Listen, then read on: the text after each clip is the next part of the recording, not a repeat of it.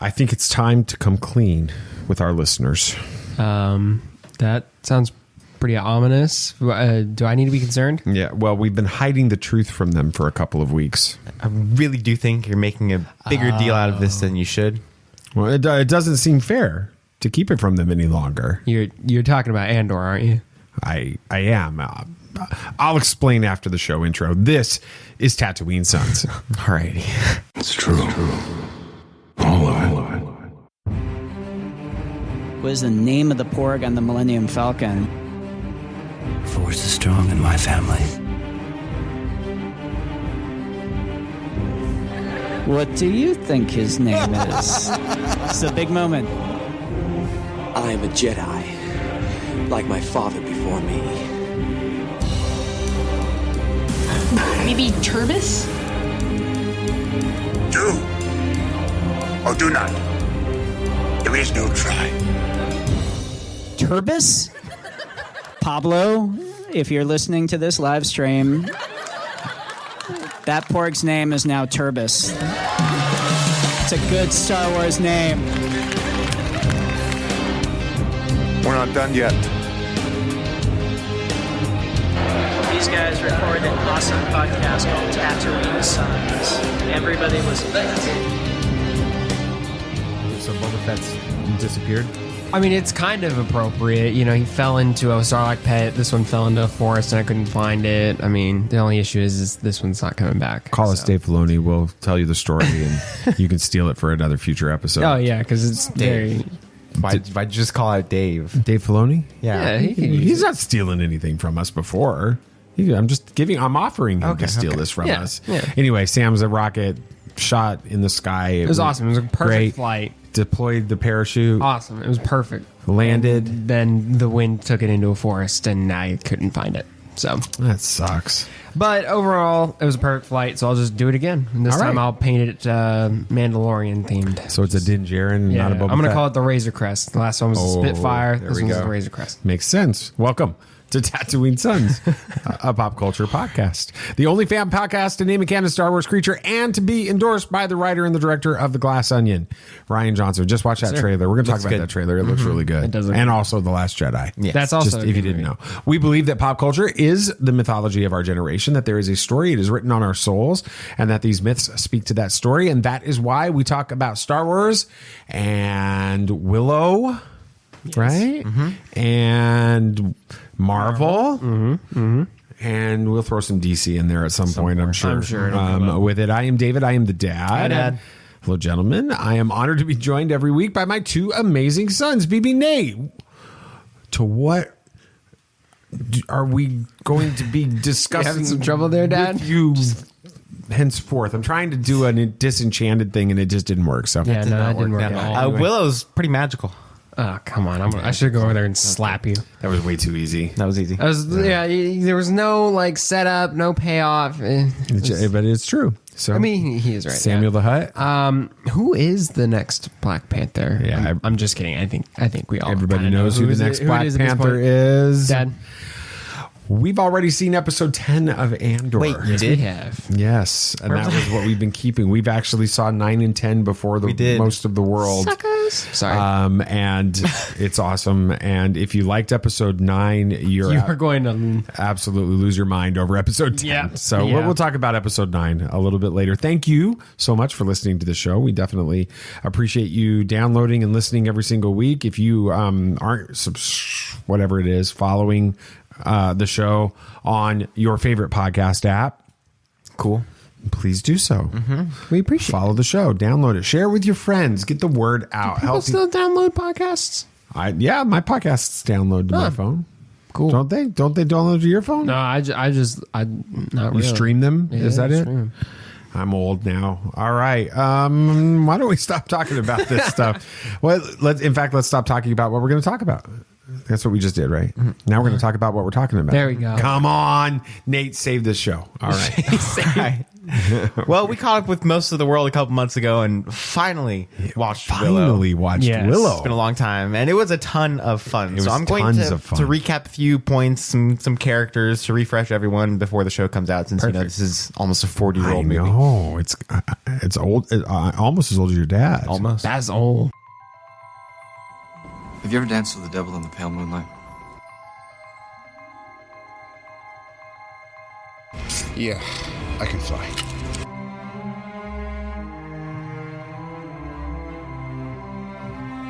I'm here to fight for truth and justice in the American way. The people in this room, which one is A, wearing a spangly outfit, and B, not of use? There's only one God, man. And I'm pretty sure he doesn't dress like that.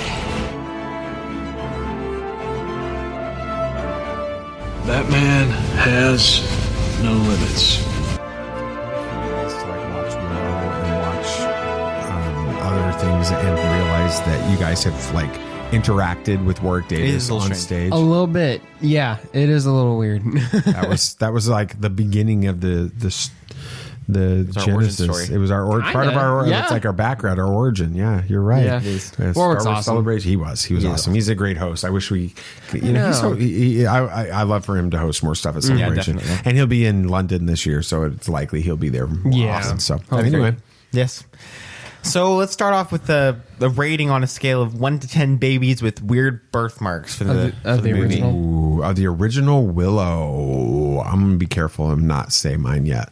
Go Shmooly Claus. I'll go with a 7. A 7. Okay. I mean, I mean, maybe it's just because it was a little dated, but you know, I don't remember it too much. I remember it being fun.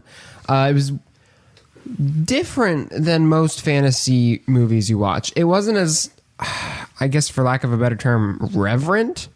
I mean, I don't remember the character's name. I'm sure you'll talk about it, but Val Kilmer's character, Mad Mardigan. right? He was, the way he like talked and interacted didn't feel reminiscent of most like fantasy characters. It felt more like a kind of Han Solo. Yeah, that's a good which one. I'm not complaining. It felt different, but you know, maybe on a second watch through, I'd like it. Some of the effects were a little. I mean, for the time, were obviously just cutting edge, but I mean, yeah, I'll give it a 7. Maybe I'm just a Lord of the Rings shill.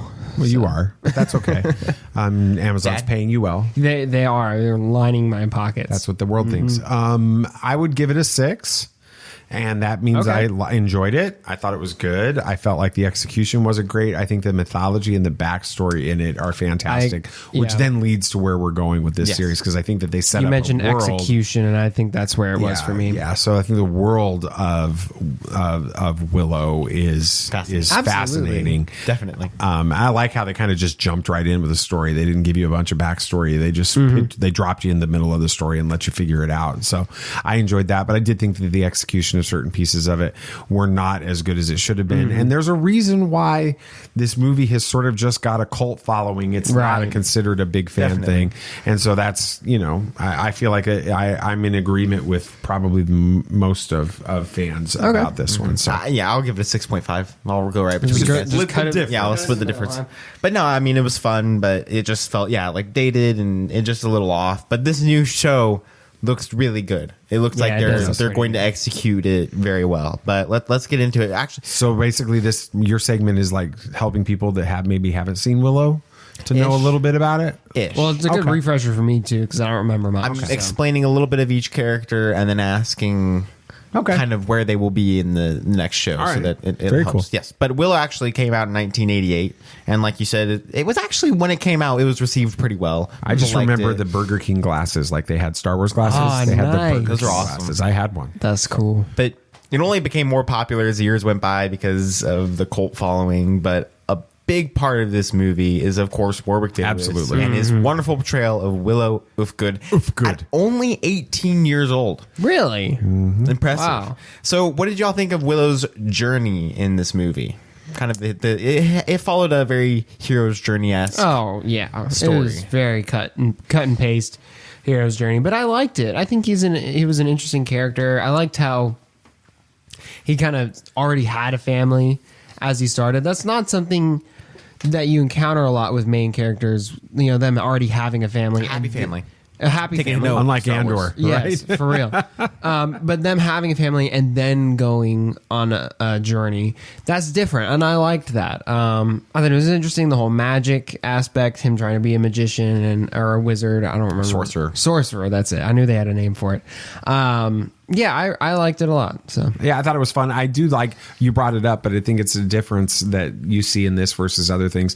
He's already an adult, basically. He's got a family, he's got responsibilities, but he's also still dreaming of being this magician and all that. And he ends up having to leave his family to go on his hero's journey, which is a difference with it. And so it is a fun story, and and Willow's character, Warwick Davis, I think, you say it basically earlier in the show, but the story itself is not as great as Warwick Davis's portrayal of Willow. Mm-hmm. So he's great. So where do you think his story can go in the show? Oh, I think it's pretty clear where the story goes. The child, from the latest trailer especially, the child that, the Hebrew symbol. It seriously looked like the Hebrew sheen on its arm, basically. It looks like the birthmark. It has been protected, but doesn't even know its own importance, and something is going to put that child, now an adult, in danger again, and the world that he's in is going to have to require Willow to create a fellowship and go rescue it again. So I think that's pretty much the only thing that could happen with this. I mean, I want to see more of him, as he's grown as a sorcerer, because we know he's been practicing since the movie. He got pretty good there at the end, but he's only... Maybe he actually hasn't gotten better. Maybe, he kind of put it off for a while, kind of like Luke did in Last Jedi. He's just like, I didn't really need it anymore. It was distracting, or I didn't like it. Yeah, I don't get that from the trailers, though. No? Okay. Yeah. But I do want to see more of his magics and stuff. I think it's cool. Little side question. Do you think this series is Disney's answer to Rings of Power and House of the Dragon? I do. Yep. I think it fits within the Disney space. I think that it's a property that Lucasfilm has wanted to revive for a long time. And just not right now. You've got a character that, like we talked about, the character and a backstory, a universe that has a deep mythology already built out, and I think that the world will love to see Warwick Davis play this character. He's got such a fan following that I think it's going to be great. There was actually a trilogy of novels that came out of this movie. People aren't sure if they're going to be canon to this story or not, but it'll be interesting to see if they goodness. take So we're going to have I was literally about to make a comment, and like, well, at least we don't have content for people to make a headcanon off of. Maybe not. But the driving plot for the movie is to save this baby. I completely forgot to put her name in this, and I'm really not sure what it is. I keep forgetting. It's the baby. It's the baby. We'll call her baby. Call her the child. The child. That is prophesized to save the kingdom, and it actually ends up being on Willow's shoulders to do that. Now, we know that we're going to be seeing the baby in this show all grown up, but she doesn't know who she is. Right. Do you think there is a possibility that she's the villain of this series? Wow, I had never thought about that. I'd like that, because she doesn't know what she's supposed to be. Exactly. So that would make an interesting point. I don't exactly remember the baby's significance in the original movie. I don't know why she was so I forget that. Consequential. Does she have abilities, like extra magic powers or something? I really need to watch this movie again, honestly. But I think it would be cool with this such a significant character with potentially large powers and stuff being this force, and Willow's gonna probably have some problems. Well, not problems, but it's going to be tough for him because he's sacrificed so much to try and save this baby, and then all of a sudden it's kind of going the other direction. So I'd like that. Yeah. I don't know if I don't know if I want that sort of Anakin-esque storyline. This prophesied chosen one child is rescued and then all of a sudden turns to the dark side and becomes evil, and then that it feels too Star Warsy with it. Lucasfilm, though. It is Lucasfilm, but that doesn't mean that it has to follow that. They could mesh the universes. Do you think that no? There's often been, there's fan theories that these are the same universe, that it's ancient something. Like mix it with E.T. as well. Well, yeah, it all fits. Anyway, yeah, I don't like the idea of her being the bad guy. Really, okay. I don't want her to be. I don't want to see chosen one, prophesied, rescued, turns evil. Willow has to go. She gets redeemed. I don't want to see that happen. I think that's too Star Warsy. So that's fair. Okay, what about you? Do you like the idea? I think it would work if they do it right, because of it's different than. Because Anakin knew he was the chosen one. She doesn't. So she could really just be based off of maybe she started to follow in the Evil Queen's teachings or legacy, and she doesn't know what the deal is. And so I think it would be an interesting, if they do it well and they do it differently than Anakin, it could be good. Okay. I get your point. That's fair enough. That's interesting. Yes. And now for Mad Mardigan, he was a big deal in the movie. Now, isn't that Val Kilmer's character? Val Kilmer. Yeah. Okay. He was kind of the muscle. But we haven't heard if he's going to be in the show quite yet due to health issues and medical problems that he's been dealing with. So we don't know. If Mad Mardigan isn't in the show, how should they handle that situation? Because he was a huge part of the original movie and even the ending and everything. Sure. Yeah. I think that, you'd have him die off screen and that type of thing. It's just like...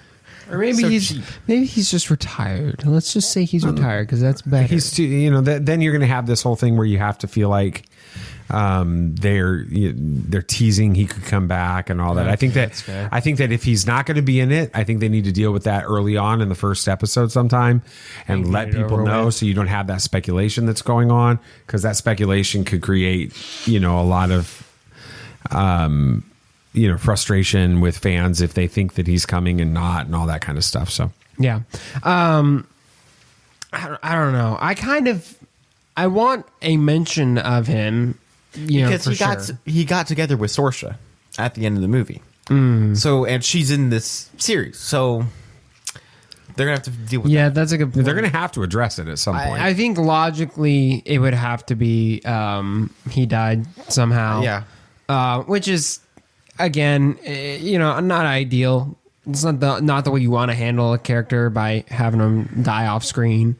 But I just don't know how. I get you make a good point, Dad, with them. If they don't say, look, he's not coming back, everybody's going to want him to come back and expect him to come back. Like a cameo or something like that. Right. I mean, maybe they could do something simple like what they did in Top Gun with Iceman. Maybe he's like a king and he's just chilling on the throne or something. Is that why they had Iceman play the character that he does? Because he's sick. You said that. He has health issues. I don't know what the health issues are, but I'm pretty sure it has to do something around that. He's not doing well. That's sad. That's too bad. Definitely. And lastly, Saoirse, the evil queen's daughter who eventually overthrew her and all that. We know she's going to be in the show, played by the same actress as it was in the original movie, which is that's awesome. Cool. So what do y'all think her arc is going to be? Do you think she kind of somehow becomes corrupted with power and becomes like her mother again due to the bloodline? I hope they bring in a separate villain. I don't want to see one of our characters from the original Willow suddenly become evil and they have to battle against it. I want a new rising evil, and maybe Saoirse, is involved in helping bring Willow back and that kind of thing. And so maybe that's part of the story with Mad Mardigan. Maybe that's why Willow has given up his powers, or maybe he's gone into retirement or whatever you want to exile or whatever because of something that happened with him in Mad Mardigan. Maybe Mad Mardigan got killed with Willow and Willow blames himself for it, and so he's in hiding with it. And so then Saoirse is the one that has to come back and basically be the one to pull him back in. Because she's, maybe there's conflict between Willow and Saoirse over that event, and that's the only, Saoirse is the one that comes in. So do you think Mad Mardigan died trying to find the child due to the events that are taking place? Yeah, I don't because Willow's having to go into the unknown basically and figure out into the unknown. You shouldn't have said that name. I know, but it was all I had to do. But it could be likely that that's how he died. Maybe Willow and him teamed up, and like you said, he died. It would be interesting to see it. It'd be fun to watch. I like going into a series that has got this level of production value, and it seems like they're really selling it without having, like you were saying. I mean, they did the novels, but nobody read those, so. You don't have a ton of headcanon coming in here. Right. Yet you do have a history. You do have some understanding of the backstory. It's very different than the House of Dragons and Game of Thrones, because those were based on, Game of Thrones was based on novels. So everybody had this expectation. House of Dragons got all of that mythology backing it up. Obviously, Rings of Power has all of the mythology of the Silmarillion and the Middle-earth tales and all of that. This one, you've got a movie 40 years old that people sort of liked, but that's about it. And so you come into this story with a very different perspective, and I think that's going to make it exciting. It is going to make it very exciting. So the Willow show releases on November 30th on Disney Plus, but the Willow movie is already on there, so go and watch that wonderful film. We probably should watch it. Yeah, we need to watch it again. With that. Good segment, BB Nate. Good job, Nate. That's hard. There wasn't anything DC happening this week. No, there isn't. But that's okay. Soon. I think there's stuff coming in the future. Let's hope. All right. Let's talk about Is It Canon? Yeah. This week's Is It Canon might just honestly be too obvious. Okay. Let's see what Unless that's like a bait and switch there. Well, we'll see what the Sons think. This is not going to go the way you think. All right. For those of you just tuning in for the first time to the show, you may not know what's going on right now. So I'll explain. It's called Is It Canon? Basically, I go to Wikipedia. I hit the random article button. How many times did it take today? It took 3 this time. Oh. And then I find something that pops up, and I read the title, read the description from Wikipedia, and then the Sons debate whether or not that is canon or not canon. All right. So you guys ready for this? It's ready. It's called The Freedom of Sullust. Okay. All right. The Freedom of Sullust was a CR-90 Corvette of the New Republic Defense Fleet in 11 after the Battle of Yavin. Freedom of Sullust was part of a task force sent to the Casselian space surrounding the Maw to engage a pirate raid on a space transport. The Invid forces under the command of Shala the Hutt began taking losses, but were saved by the timely arrival of Leonia Tavira and Invidious. In the subsequent battle, Freedom of Sullust took heavy damage from Invidious's guns and was driven from the fight. I'll have you start, BB Nate. Canon or legends? I don't know. I mean, I'd like to say canon, but I'm not 100% sure. Legends, I don't know. This feels very much like a legend story, but it could also be an RPG story. I don't know. It kind of fits that too. Well, that's legends though. If it's RPG, so I mean, I can't. I'm just gonna say legends, just because it feels like that. But I really don't have anything to base that off on. I don't know. I'm gonna go canon. Really? Split decision. This feels more along the lines of like, I know Aftermath isn't the right timeline because Alphabet Squadron, maybe. Yeah, somewhere around there. The main clue that's making me think that this is canon is the Maw, because that was only introduced in Solo when you're talking about Kessel. So there's been a lot less Legends content that's come out since Solo's come out. No Legends content. Right. So that's why I'm going to go with it sounds canon. What do you think about his argument? It's fair. I don't know. I'm just... You're just guessing. You're like, I don't know, man. It's from iJedi. iJedi is a Star Wars Legends novel written by Michael A. Stackpole. It was first published on May 4th, 1998 by Bantam Spectra. The novel is, like I said, set in 11 after the Battle of Yavin. It follows Corran Horn and his quest to become a Jedi in order to save his wife, Mirax. Is this a happy family? I don't know. The novel's plot takes place around the time of Kevin J. Anderson's Jedi Academy trilogy and revisits much of that story. iJedi also features several characters from Stackpole's X-Wing Rogue Squadron comic book series. You are incorrect about the Maw. Apparently so. I remember when the Super Bowl trailer, I think it's like one of the very rare times that kind of thing has happened. The Super Bowl trailer for Solo: A Star Wars Story came out. And we saw the Maw, the Imperial Destroyer coming through with the Maw. I remember Yoda Bauer. You guys know Yoda Bauer. Yeah, right? yeah. I remember her tweeting about how this is the first time we've seen the Maw and had anything talking about it since iJedi. And so I thought it was an interesting. So That's shout cool. out to Yoda I'm the Bauer. best. You got it. You're so good. You were so confident in your answer too. Yeah, I really. You're like, man, I really do think it's Legends. I could have just flipped a coin. That's about what you did. That's about what I did. Well, why don't we move forward in the story then? Samuel, is there anything happening in the movies this week? A little that you bit. might want to talk Yeah. about? Is there anything Marvel related going on? Yeah. Wakanda Forever is actually releasing this week. Yeah. So we'll do a quick recap of what you need to know before watching, as well as what you can expect to see in the movie. We'll also give our crazy predictions that probably won't happen. Sure to go wrong.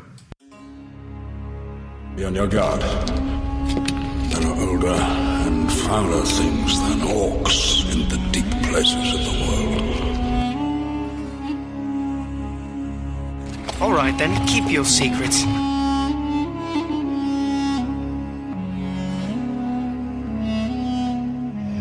coming to us is as the footsteps of do's and do's.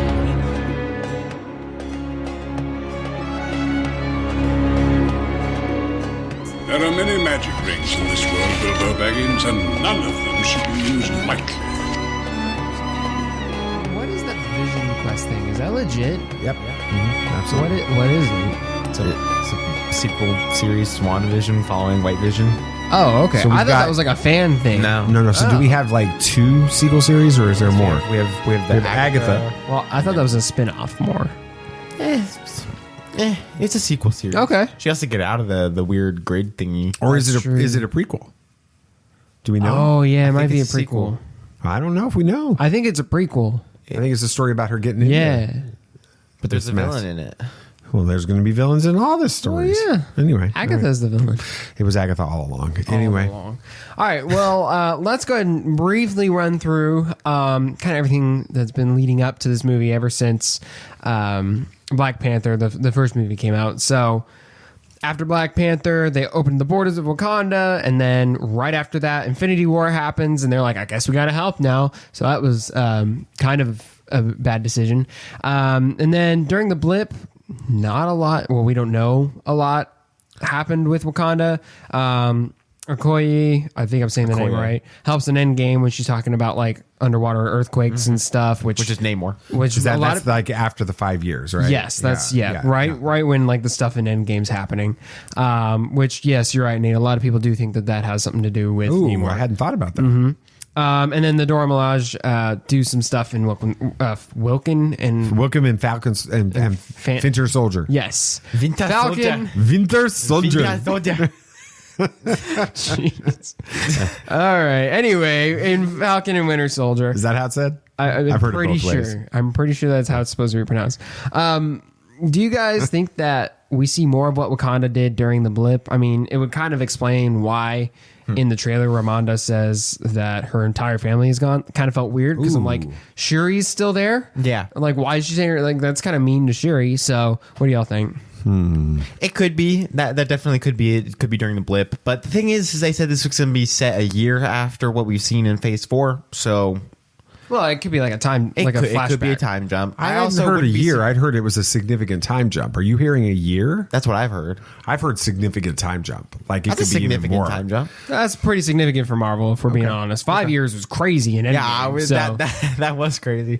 But I think that it either definitely could be that. It could be the classic Marvel misdirection that they always do in their trailers. Where you just never see that clip again. You never hear that line one time in the entire movie. Right. It also could be that somehow how Shuri gets her powers of Black Panther and all that stuff, since, you know, the flower thingies are burnt up. Oh, yeah. Because of Killmonger. That's kind of... And maybe she somehow is claimed to be dead, but she's like just in a different type of plane or something, like a different dimension. There's the ancestral plane yeah. and stuff. So I'm wondering if it'll be like that, and she at that point. Ooh, I hadn't even thought about this. All her whole family's dead, and then Shuri's going to come back and save everybody. Black Panther power. Black Panther.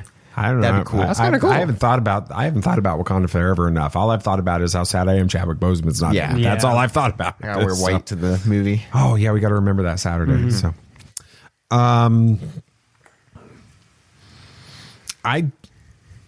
don't understand how the blip is going to fit into this. I think that I don't understand the question. Maybe. Well, I'm just like, do you think that we get some time jumps to show what Wakanda's been doing in that 5 years? Because like some different pieces since like the Black Panther movie, like, right? I mean, because they made a major political decision at the end of Black Panther to then open their borders to the world and help the world. Well, I think and then that's nothing of it. What the result is it's been a complete disaster for Wakanda.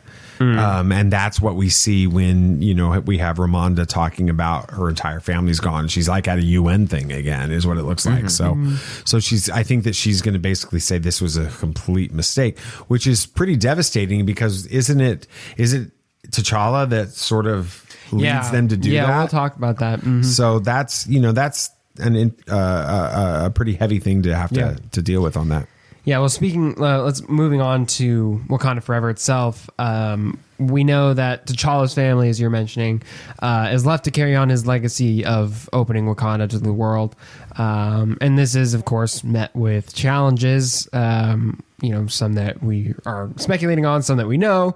First off, would be that we see some, I think they're French mercenaries. There's some type of mercenary, yeah. Well, I think it's been confirmed in something really? that they're Cool. French. I don't know what that has to do. Maybe Batroc comes back or something. But they're trying to get their hands in that vibranium. That's the whole thing on the ship and all that.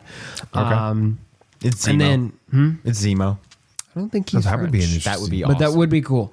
And then obviously Namor is a bit of an issue. We got his motives finally. He doesn't seem to really have an issue with Wakanda. He has an issue with the rest of the world.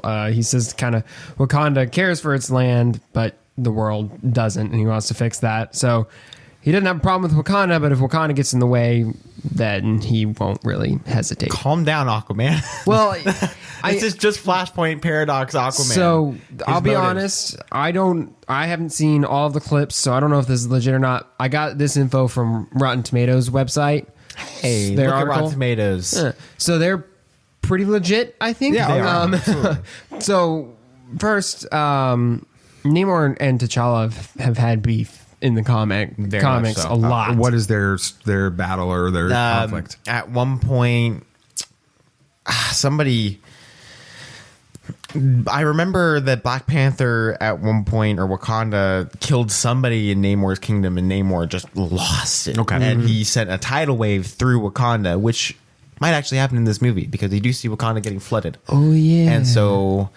And then people are speculating that that's why all of Wakanda's up at M'Baku's tribe, because it's on mountains and it's snow, they can't really and water flood. people can't really do that, and they can't handle cold temperatures. So That's a good point. people are wondering if that's the case, but I think it's. I do believe there is a very small chance that T'Challa and Namor met, because that was going to be my question: is if they had met, you think, before this movie? Okoye is confused by why there's earthquakes underwater, and if T'Challa and Namor met, she probably would be pretty understanding as to why there are earthquakes underwater, random earthquakes. So she probably know why those are happening, but in Endgame she doesn't know why those are happening. So I don't think that T'Challa and Namor it doesn't mean met. T'Challa is gonna give all the info to this chick all the time. Maybe that's where she leaves in Endgame, is to go find this out, and that leads us to something with T'Challa. And he's blipped though. He's blipped. He doesn't come back until right at the end of Endgame. But if they've had a time jump, and let's say T'Challa's death is right at the beginning of the new timeline, then there could be a possibility that Namor and T'Challa met during those periods. Yeah, that's a good point, because through the earthquakes they discovered the Talikins. Is that what they are? Talikins. And that's how they met. That's a good point.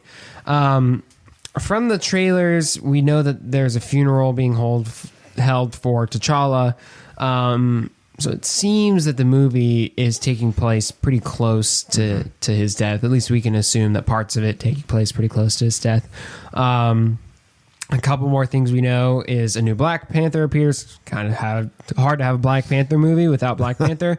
We don't technically know who takes up the role, but I think we can pretty much figure out it's Shuri at this point. Yeah. It makes the most sense. A bunch of people are like, oh, there's going to be like multiple people taking up the suit for Black Panther. That. And then I'm like, well, I want you guys to think that through. Black Panther is not the suit. It's the person. Mantle. And you can't have multiple people being Black Panther. Because of the powers. The powers that they receive. Right. Only one person that is allowed to have it at a time. So it can't be M'Baku, Okoye, Shuri. I mean, unless the mask is endued with the powers, and the person that has the mask has got the powers. Maybe it's just like a suit. It's like Iron Man, basically, you know? That's not Black Panther, though. Well, yeah, but they don't really have the fruits. So. That's true. But there is a scene in the trailers that keep getting shown. It's Shuri in the room that we see the Dora Milaje in, and the fire just crawling. It's like a ceremony to me. And that's so true. I'm wondering if that's when it takes place, or her transformation into Black Panther takes place. It will be interesting to see how they do that, because that's an open storyline from the original Black Panther movie that has to be resolved for this to make sense.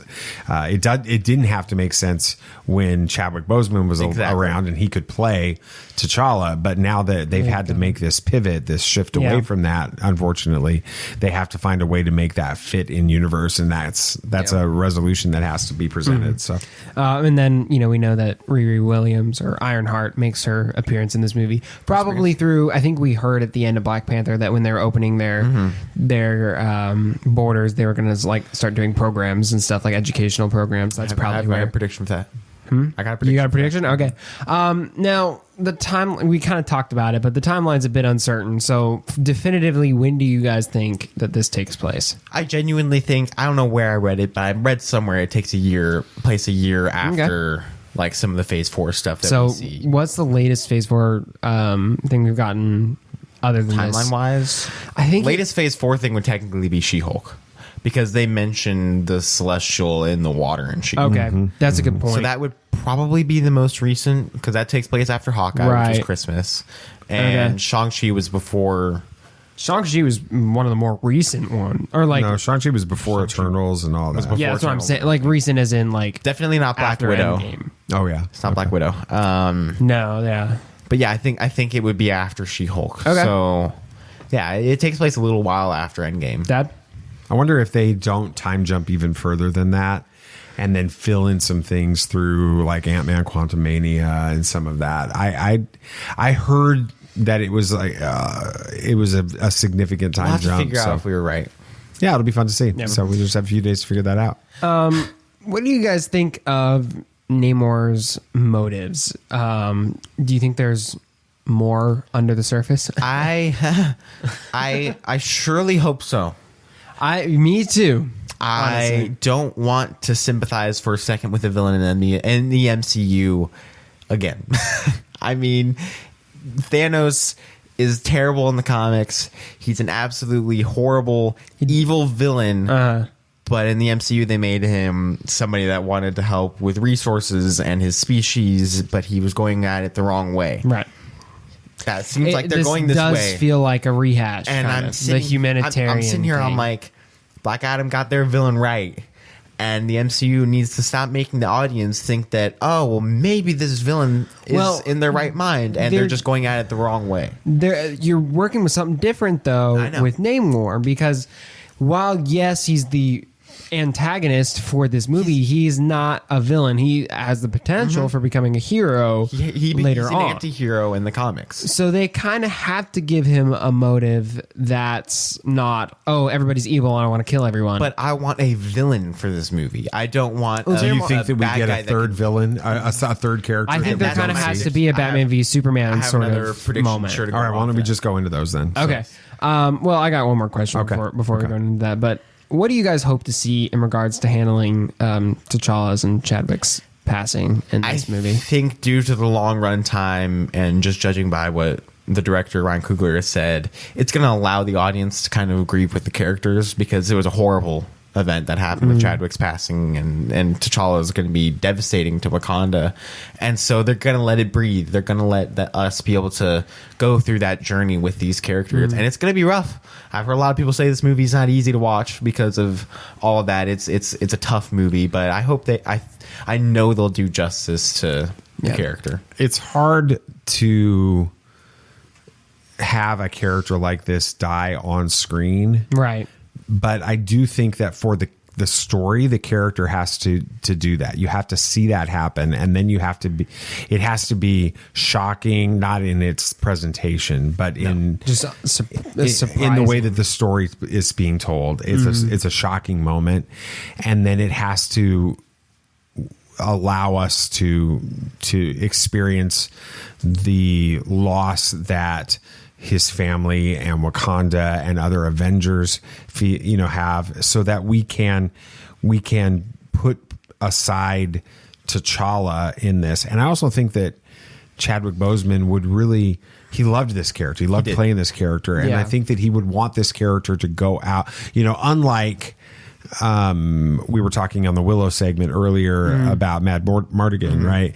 That one dying off screen is very different than T'Challa. Right. This is dying T'Challa off screen. You have to see this happen, and so I think that we even got some teases of it in the trailers. Do you think that the way that they can do this storyline is just through like bits and pieces? Do you think Shuri was there, and do you think that we see bits and pieces of a memory or a dream or something? No, I think that you open every now and then, just kind of throughout the movie, seeing that. No, I know exactly what Dad's thinking. It's an open opening the sequence. episode or the film with a battle that involves T'Challa, and T'Challa is killed on screen, and it is devastating in the way that it's presented, and you grieve and you mourn, and it goes forward with it. And then you have to be able to have that opportunity to set that character aside with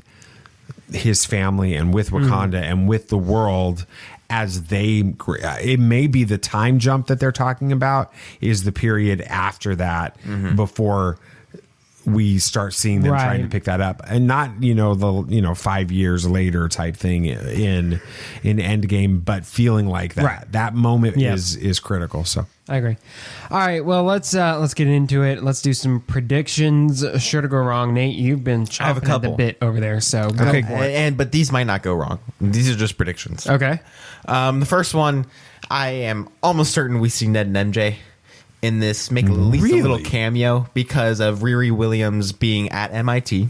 Oh, yeah. And if this is set in a significant time jump, Ned and MJ are already well established in the engineering place of MIT.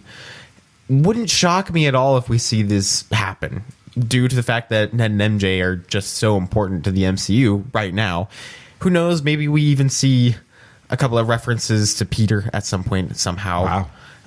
But because I do think that Wakanda has like a kind of a school study abroad kind of thing with MIT and Wakanda. That'd be kind of cool, and that's why Riri's in Wakanda. That's prediction one, which wouldn't. Okay, so what's prediction two? Yeah, what's prediction two? Is the main villain of this movie is the White Tiger. And I would not be surprised at that. Vaguely heard of it. White Tiger is the long lost half brother of Shuri and T'Challa, who's a villain in the comics, and it attacks Wakanda. You heard it here, folks, because that sounds really interesting. That sounds awesome. It wouldn't surprise me if that's the real villain of this story. I like it, and it wouldn't surprise me if he's the one that actually killed T'Challa. Wow. And that's what makes it so devastating. I hope. Although it kind of feels reminiscent of Black Panther, because wasn't Killmonger like some sort of like long lost cousin? Yes, but it sounds ties. cool. Come on. Yeah. It would, make, again, Ramonda's line of, the family's gone mean even more. Right. Because it's like, hey, Mom, you forgot about me, And so I'll kill your other son. Oh, jeez. Ooh. Jeez. Yeah, that'd be hard. Yikes. Dad? Right. Well, I hope I don't steal Sam's, but probably not. I would. This is one's pretty sure to go wrong. But if it happened, it would be pretty awesome. Since we have Ironheart in this, and she's obsessed with Iron Man, get some kind of a flashback of her meeting Iron Man at MIT, and you have a Robert Downey Jr. cameo in this. Or maybe you kind of stole it, but I actually want to one-up it. Okay, go for it. I kind of hope that somehow, I don't know how they'd manage it, and this one's definitely not going to happen, but I think it'd be cool. I want the AI in her suit to be Tony somehow. No way! That would be he uploaded his consciousness or something. That's totally a way Tony Stark. Because I could totally see Tony doing that. You know how she gets that due to the fact that she's not really connected to Tony Stark. Right. She meets with Pepper Potts. Yeah, and she gets and Pepper Potts gives her a gift that has that AI. That would. I think that would be. I like both of yours better than mine, so I'm hoping that because then you get. Semi-regular Tony Stark still in the MCU, but you're not just bringing back Iron Man. He's just doing some voiceovers occasionally. Yeah, he just does some voice lines, and he's in the Iron Man suit. I mean, he's in the Ironheart suit, right? So. Right. I hope for it. It's not going to happen, but it'd be freaking cool. That would be awesome. Come on, listen up, Kevin. You heard it here. Just hire us. It's a great idea. We'll give you these great ideas. So thank you. Yeah. All right. Anyway, I'm supposed to wrap this segment. You are. It's your segment. So we're waiting for you to do that. Yeah. Wakanda Forever is set to wrap up Phase 4, as we've been talking about from what we've seen so far. It seems to be a pretty good one. And Wakanda Forever releases November 11th, so pretty soon. Although we're not going to be able to watch it. See it to the 12th. Why do you have to be on a trip, Dad? Yeah, Sorry. Come on, Dad. Just starving children all over the world that I have to help. Okay, yeah, no, that's kind of important. Don't guilt me. Guilt tripping us. Anyway. All right, anyway. Good segment, Sam. Thank you. You're welcome. Oh, it's my turn. Right. It is your turn. We're off our game. We are tonight. There's only one movie hitting theaters and wide release this weekend. We just talked about it. Is it Wakanda Forever? I think that's coming out this weekend. But the trailers last week were definitely something to talk about. That's next on Movie Moments. At last we will reveal ourselves to the Jedi. At last we will have revenge. All right. Don't think there's many movies. Oh, wait. Wakanda Forever. That's right. We just talked about this. Yeah. So it's the description. This is a full plot synopsis. Logline. Ramonda, Shuri, M'Baku, Okoye, and the Dora Milaje fight to protect their nation from intervening world powers in the wake of King T'Challa's death. As the Wakandans strive to embrace their next chapter, the heroes must band together with the help of War Dog Nakia and Everett Ross and forge a new path to the Kingdom of Wakanda. All right. No Namor mentioned in that. That's a little weird. That is interesting. The director is Ryan Coogler. The cast is Letitia Wright, Lupita Nyong'o. I put all of these on here for one reason. They're all above the line. We learned a little bit about that recently. And why did you put every single name? They were all listed, and I knew I wanted you to have to pronounce every single one of these. Denai Guerrera. Guerrera. Winston Duke. I know that one. Dominique Florence Kasumba. Gosh, actually, that's not Thorne. Yes, it is. It is Thorne. It is Thorne. You just need your glasses. I thought it was Thorne. Michaela Cole, I guess. Tanook Huerta, Martin Freeman, and Angela Bassett. Yeah. Gosh, isn't Tanook Huerta? That's Namor, I think. Yeah. The studio is Walt Disney. It's rated PG-13 for sequences of strong violence, action, and some language. That's actually a pretty fair and hard MCU PG-13. Yeah, that's rating. true.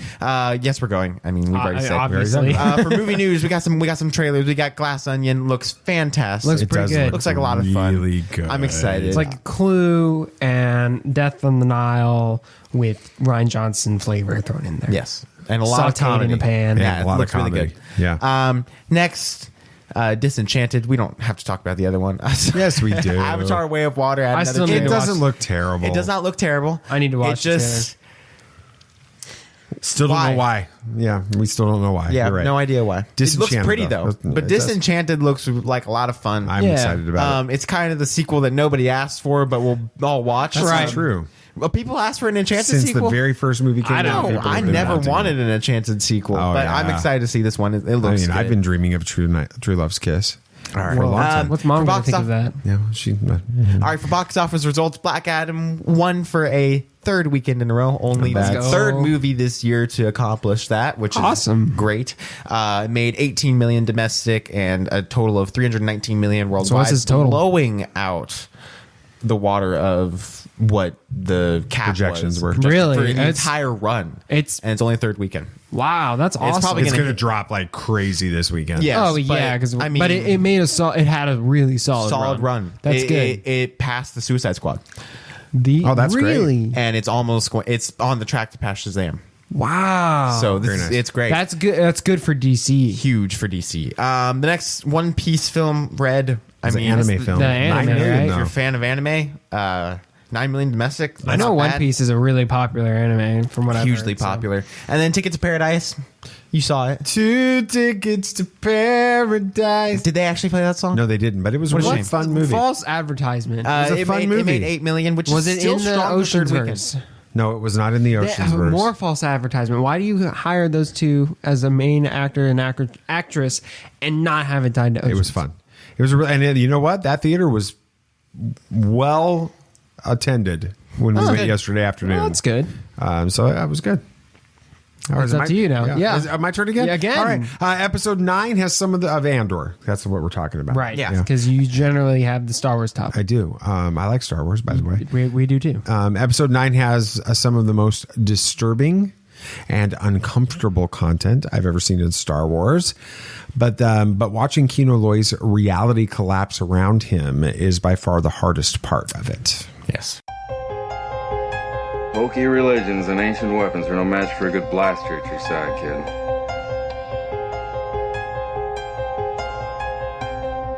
Rebellions are built on hope. Force is with me, and I am with the Force.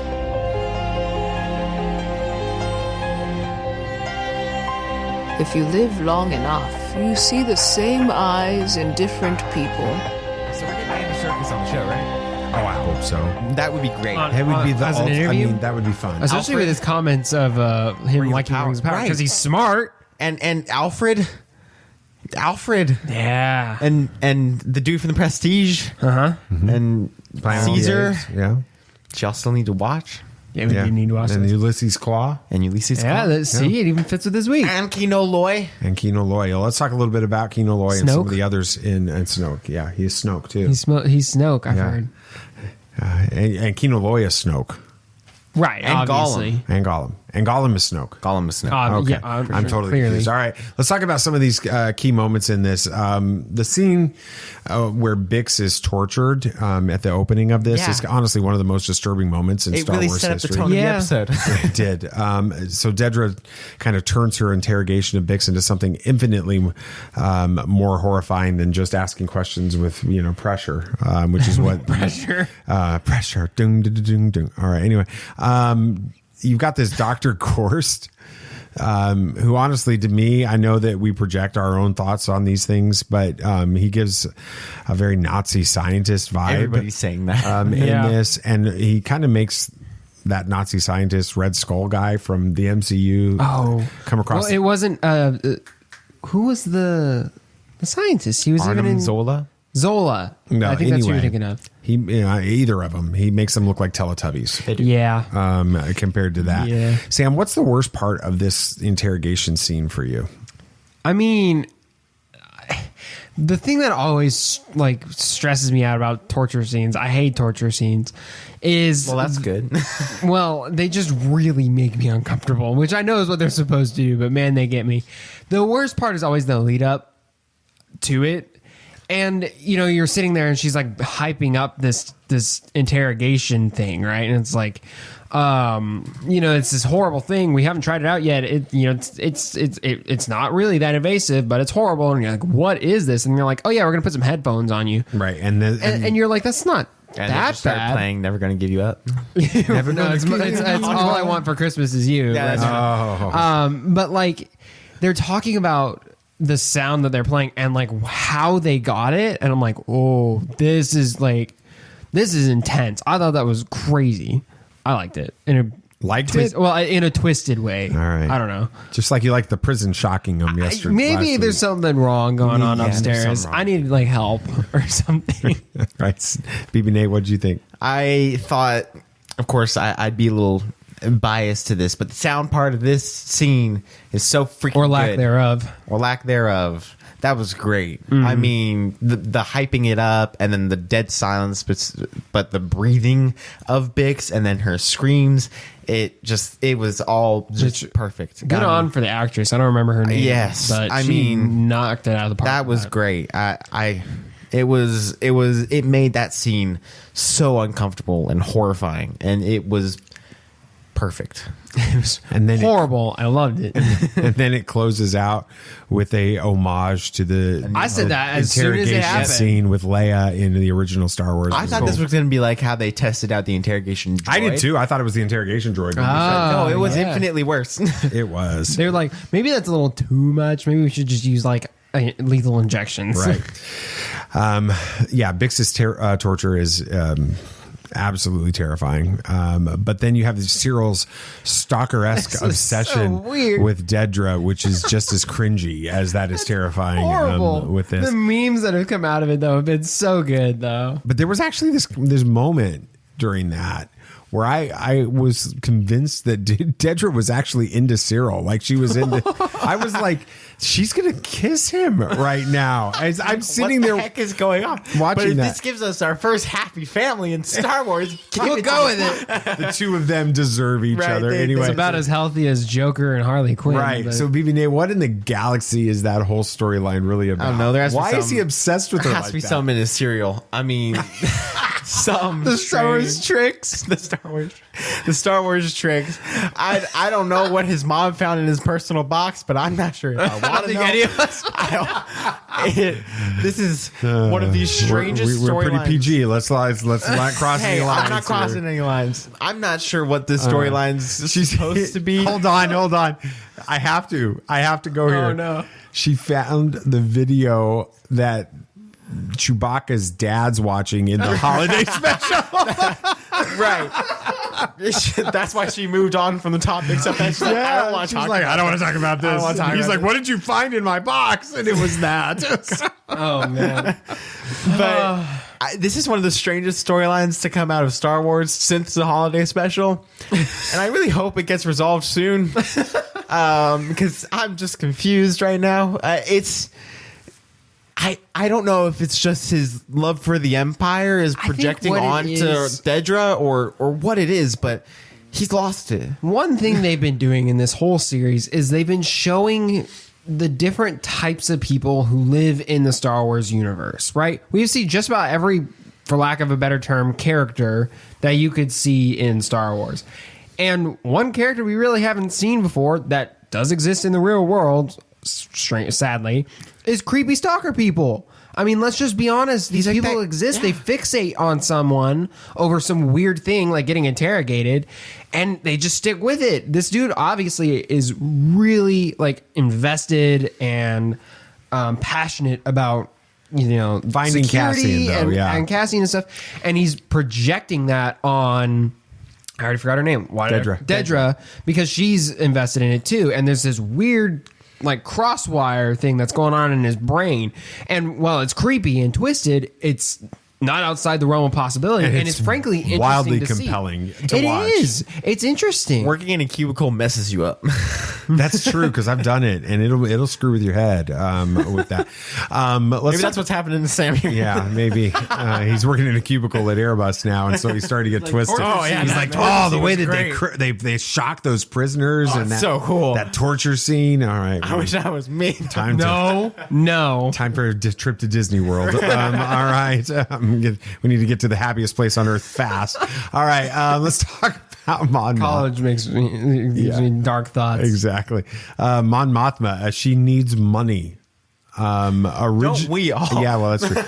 Originally, I thought she was intricately involved in organizing the rebellion. I thought that's what we were seeing with her in this. But now I kind of get the feeling that she's aware of some of the elements going on, like the conversation she's having with Luthen and such, but is mostly just involved in raising funds. Right. For it. Sam, what do you think, or what did what was your thought process when you found out that Vel is her cousin? Yeah, I thought that was a pretty interesting reveal, honestly. It showed the kind of the difference between what Mon Mothma was doing and what the rest of the rebellion's doing is like her own family, who came from the same wealth that she did, same culture, realized that they needed boots on the ground, and so they were willing to leave that lifestyle, that cushy lifestyle, to live in a tent for months just because they were so convicted. And I think that's that looked like a comfy tent. Huh? Oh yeah, like well, it's a Star Wars tent, exactly. But I think this will be a key part in really, for lack of a better term, radicalizing Mon Mothma to where she gets to the point that she is in. Something's going to happen to Vel. Yeah, or that, or she just like she sees probably something with Vel, but like seeing the sacrifices Vel made for this rebellion will convince her to be like, all right, I need to get more involved. Not just like here's some money, go do what you need to do, but like actively get involved to the point that she is in Rogue One and A New Hope and stuff. Yeah, I honestly think that Vel got Mothma into the rebellion. I feel like Vel's been in this for a while, and so Mothma was trying to function within the politics of things, and she's getting pulled in by Vel. Okay, it wouldn't surprise me. I also don't know why Vel couldn't use her money for the rebellion if she's has the money of the family. That's a little wondering why. Maybe she's already spent it all. I mean, honestly, she could, or maybe she just didn't have as much. Mothma said, "Well, what you can do for me is be a spoiled rich girl for a little while." That's true. She did say that. So. Well, she was living at Mon Mothma's. So BB Nate throwing in plot holes. Thanks a lot, BB Nate. Oh, Nate. Of course. Jeez. But maybe it's because the transfers of funds from Vel to Mothma could be suspicious in large amounts. No, it's like there's either like a 5 to 6 business day thing, or they can do it instantly, but there's a heavy fee. I remember, I had to wire a bunch of money before, and it was like my money, and I'm wiring it from my account to another account, and I had to like go through like an interrogation with the bank on the phone in order to get permission to do it. It's me. It's my money. They're like, we know it's yours, but. No. And I'm like, It's my money. So what would I do if I just withdraw it and then put it into the other account? I know. I'm like, send me checks. We don't do checks. What? It's my money. Anyway, I remember having that conversation when we were in Orlando. It's probably even more bureaucratic in Star Wars, if we're being honest. I always thought that Vel was related to Luthen. So do you think that that's connected in here too? That Mothma is related to Luthen? I thought Mothma's Luthen was Vel's uncle. dad. I thought Luthen was Vel's dad, and so that would make Luthen Mothma's uncle. I could see that. I could see it happening though. Yeah, I do get that family. So it could be that the money that you're concerned about with Vel has already been used up by Luthen, and they can't let anybody know. That's a good because point. they have to continue to maintain this facade of stuff. I like that. With that, the most fascinating part of this episode, in my opinion, was watching Kino Loy go from with Cassian in prison, right? So Kino Loy is Andy Serkis's character. With that, watching him go from fully bought into the Imperial prison procedure. And going from that to ready to hear what Cassian has in mind, like, talk to me here. He really does seem to be in denial through most of this episode about the situation that they're in. But then when the old guy on the team, Olaf, is that was his name? Olaf, on the team dies, he learns the truth about what's going on. BB Nate, what did you think when you found out that all of the men on level 2, 100 men or whatever, had been exterminated? Because that's what happened. Yeah, that was shocking. I mean, that's like, come on. I know you get on to me, Nate, and then you make jokes like that. Well, no, I mean, we see like whole planets destroyed, and all of that, but for some reason this feels different. They're prisoners and they're being. Well, the difference is at this point we've gone on a slight journey to see what the prisoners go through on a day-to-day life. With Alderaan, it was just Alderaan. It just blew up. We didn't have any connection to it. Instantaneous for Alderaan. But for them, they were fried. Yeah, we've seen that process. It ain't pretty. And that takes a while. And it's just horrible. Right.